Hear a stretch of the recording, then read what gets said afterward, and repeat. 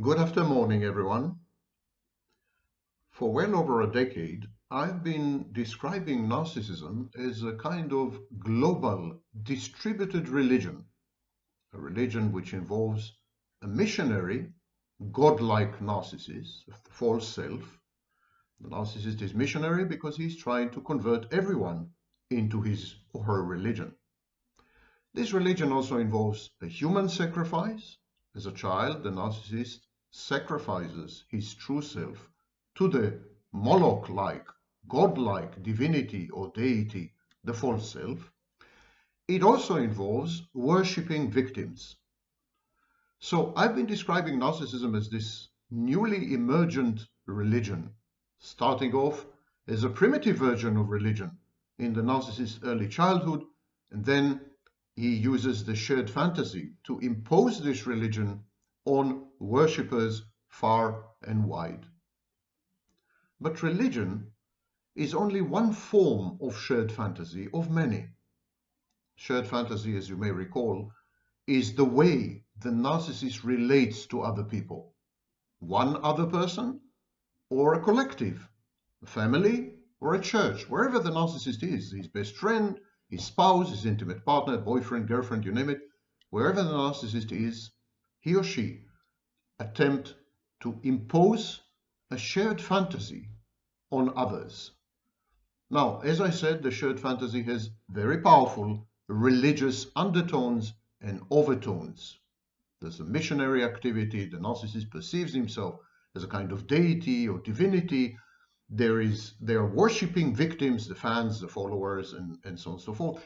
But religion is only one way of peddling the shared fantasy to others. Shared fantasies, generally speaking, are narratives. They're stories. They're like movies or theater plays or scripts. Shared fantasies are narratives that serve as both organizing principles and explanatory principles. In other words, the narcissist uses shared fantasies to structure his immediate and far environment. He uses shared fantasies to modulate and modify the behaviors of others within structures, social structures, socio-cultural structures. So shared fantasies are very, very reminiscent of ideologies. They include an element of interpellation, as Louis Althusser described. They tell other people what to think and what to do within rigid boundaries, within hierarchies, within rungs of ladders, and so on and so forth. This is the organizing aspect of a shared fantasy. But the shared fantasy also has a hermeneutic aspect, in other words, dimension. In other words, a shared fantasy explains things. A shared fantasy makes sense of life, imbues life with meaning and purpose and direction. Put the two together, the organizing function and the explanatory power, and you begin to realize why shared fantasies are very powerful, very hard to resist, very compelling, very attractive. Shared fantasies also are very reminiscent of organized religion. And so we're beginning to see that narcissism as a religious movement is founded on fantasies that are shared between the narcissist and his so-called flock, his followers, his congregation, the collective is embedded in, other people. But there are many forms of shared fantasy. There is the overt religious shared fantasy, where the narcissist plays a messianic rescuer, savior role. But there are other shared fantasies, and today I would like to mention a few of them. Race and meritocracy are two narratives used by hierarchies to entrench the elites. So elites, all kinds of elites, financial elites or financial economic elites, intellectual elites, political elites, elites generally create hierarchies. They are, of course, on top, and there's a bottom. And in order to enforce these hierarchies, to entrench these hierarchies, to render these hierarchies irreversible, what the elites do, they create narratives. They create narratives that cater to the fantasies and dreams and hopes and wishes of the people at the bottom, not the people at the top, because the people at the top already have everything they could ever want. They cater to the needs and dreams and hopes and fantasies and wishes of people at the bottom. Hierarchies, therefore, are coupled with narratives. And the narratives are Machiavellian in the sense that the main aim, the main goal of the narratives is to keep people at the bottom docile, hypnotized, self-deceiving, and in a state of constant aspiration and false hope. I mentioned race. Race is an example of such narrative. By virtue of belonging to the white so-called race, you are immediately and instantly superior to, for example, the so-called black race. By virtue of being a Brahmin in India, you are instantly superior to the Dalits. By virtue of being a Christian, you're superior to the Jews, etc., etc. There's no such thing as race, of course. It's a totally nonsensical, non-biological invention of the 19th century. There's no such thing as race, biologically or otherwise. There are skin colors, obviously, but not race. And yet race is a very powerful organizing principle, and even more so, it's an explanatory narrative. It's a story about your superiority and everyone else's inferiority. Race is a narrative often leveraged, abused and used by narcissists to entrench themselves at the top and to rule everybody else.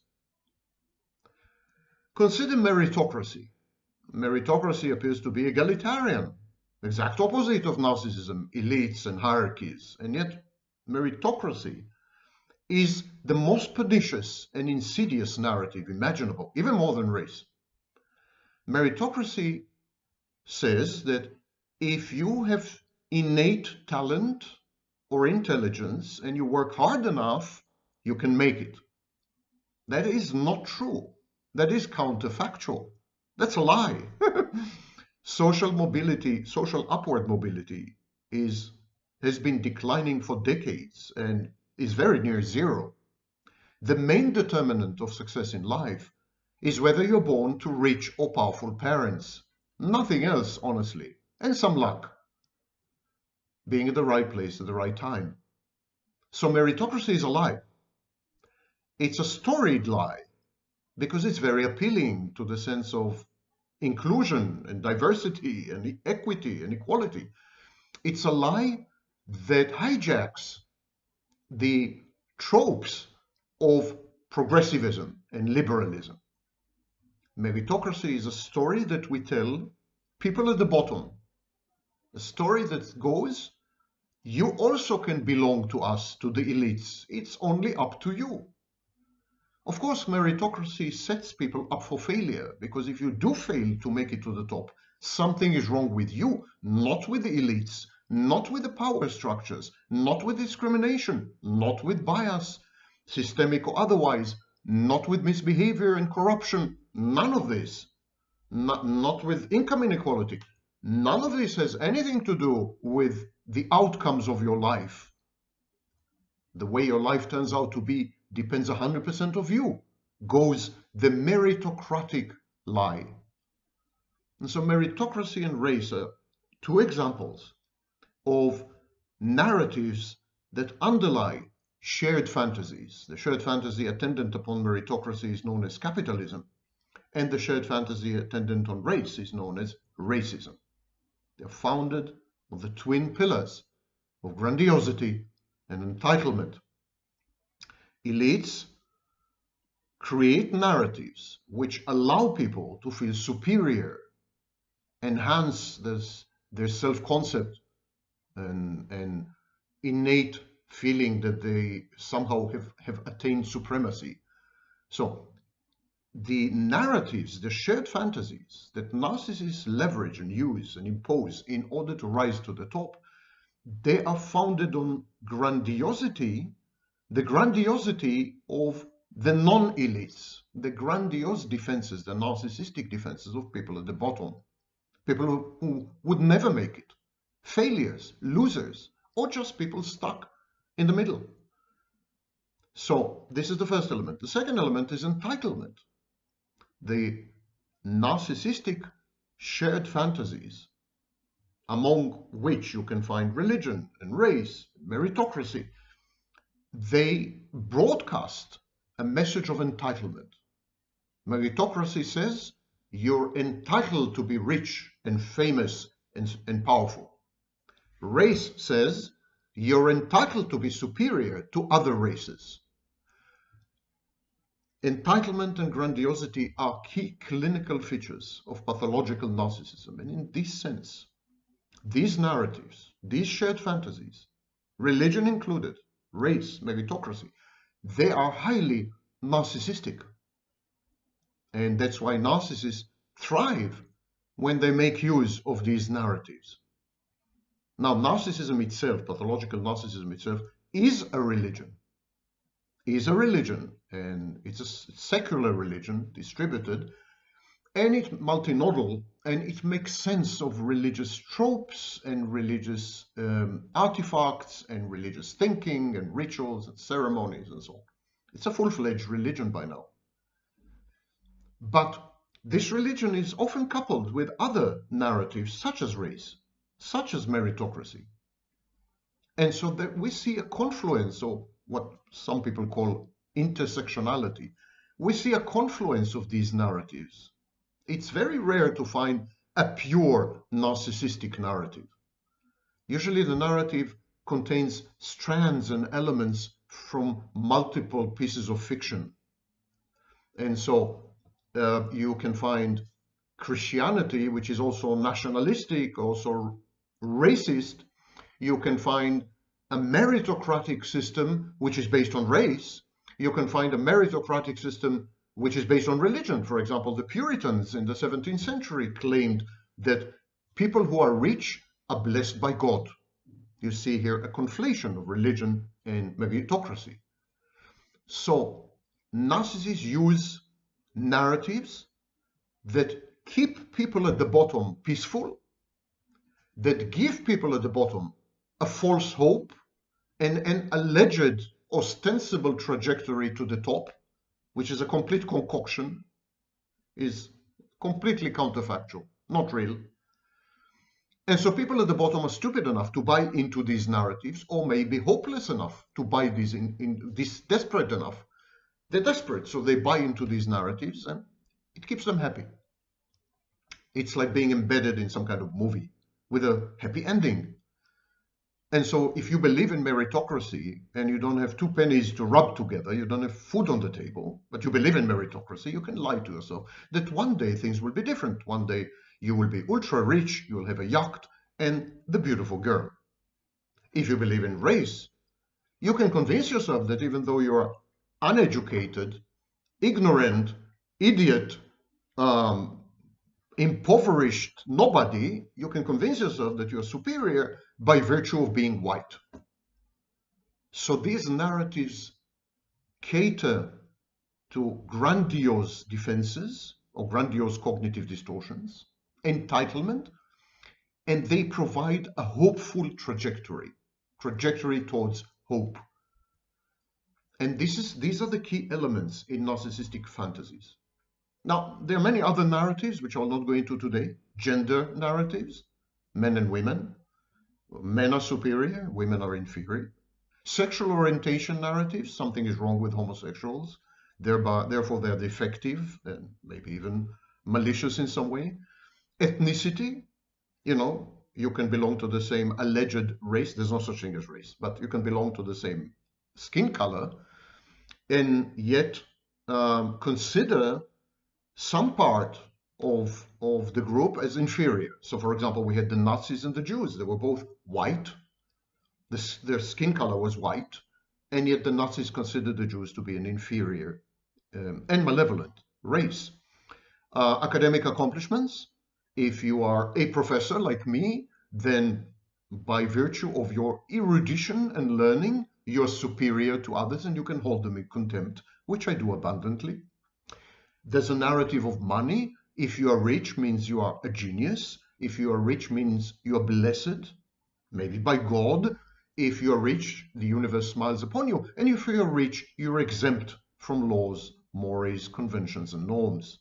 These are all narcissistic narratives. They all have organizing powers. Rich people are at the top. The Nazis were at the top. Straight people are at the top. Men are on top. Learned people are more important than the abject, great unwashed masses of hoi polloi plebeians, and so on. So narratives, narcissistic narratives, generate hierarchy and what Wilkerson calls caste. Now, the aim of these narratives, meritocracy included, the aim of these narratives is to fight off equity and true equality, including equality of opportunities. The idea of these narratives is to ossify the existing hierarchy, to cement the role and the position of the elites, and of course, to allow narcissists to blind everyone with the light, to blind them by the light, to lie to them in such an egregious manner that it would sound believable, to provide a narrative which calms down the potentially revolutionary or rebellious masses. So the narrative is twofold. It's a tranquilizer, it's an anxiolytic, it reduces anxiety and fights off negative effects in the population like rage and envy and anger and hatred and so on. So that's one function of the narrative, the mental or the psychological function. The second function of the narrative is to make sure that people do not rise to the top. The space at the top is limited. People do not rise to the top. There's not equity and not equality. The starting conditions in your life determine the ultimate outcomes. You're born to rich parents, you're likely to end up even richer. You're born to educated parents, you're likely to end up educated, period. It's a hereditary transmission, as Piketty and others have observed.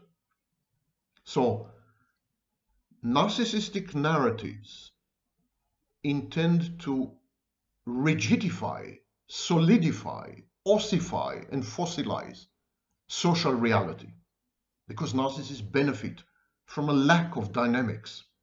Narcissists benefit from fantasy which supplants and replaces reality. Narcissists are great at selling to the masses or to the nearest and dearest, depends on the size of the audience, but they're great at selling to the audience some kind of a paracosm, some kind of a fantastic space or story, some kind of pathological hope or malignant optimism. They're great at this. Equal opportunities and upward social mobility are myths. Over decades, studies in social sciences, economics, sociology, other branches of social sciences, over decades, it has been demonstrated conclusively there's no such thing as upward social mobility in countries such as the United States, United Kingdom, Canada. The situation used to be a bit better in the Nordic countries, but even there it's on the verge of vanishing. And there's no such thing as equal opportunities. If you're born to the right family, your opportunities instantly are not equal. There is no level playing field. It's a lie. Consumerism, religion, both the divine type and secular ideologies, they are opium to the masses. Marx was right about this. All these narratives are atomizing. Their intention is to prevent cohesion among people at the bottom, among the 99%. The aim, the main goal of these narratives is to impose a superstructure, to impose some kind of alternative reality, virtual reality, as I said, a paracosm, that would prevent people from getting together and challenging the existing order. They are atomizing narratives. They want to keep people separate and apart. And of course, one way to accomplish this is with technology. Our modern technologies, all of them, no exception, social media, metaverse, artificial intelligence, smartphones, you name it.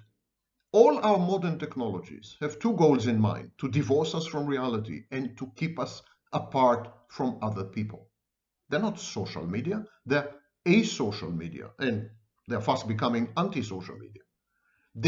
These technologies reflect the overriding narratives of the elites because they were created by the elites. In academia, in business, the elites created these technologies and then sold them on to the people. And what they do, they pit people against each other. They prevent solidarity. And they divorce people from reality. They detach them. They render people less capable of gauging and evaluating reality properly. They impair reality testing. In short, they gaslight people. Empathy, sharing, they're destroyed. They're destroyed in these narratives. They are considered, to some extent, counterproductive, self-defeating, or self-destructive. And now some members of the elite come out openly against empathy, against sharing, and against solidarity, social solidarity. At the extreme, these narratives encourage the culling of cohorts or population groups. Culling could be actual, physical, biological culling, eugenics. And culling could be non-biological. You can cull populations socially, for example, by preventing access to specific types of higher education, or by imposing higher taxation, a higher burden of taxes on people who earn less, and a lower burden of taxes on multi-billionaires. That's an example of social culling. So narcissism always ends up benefiting a precious few at the top at the expense of absolutely everyone else at the bottom. But the genius of narcissism, that it is really a form of religion. Exactly like religion. It convinces you whose loss fuels the profits of the elite. It convinces you that your loss is merely a cost you're paying in order to progress upwards and become ultimately a member of the elite. That is the big lie of narcissism.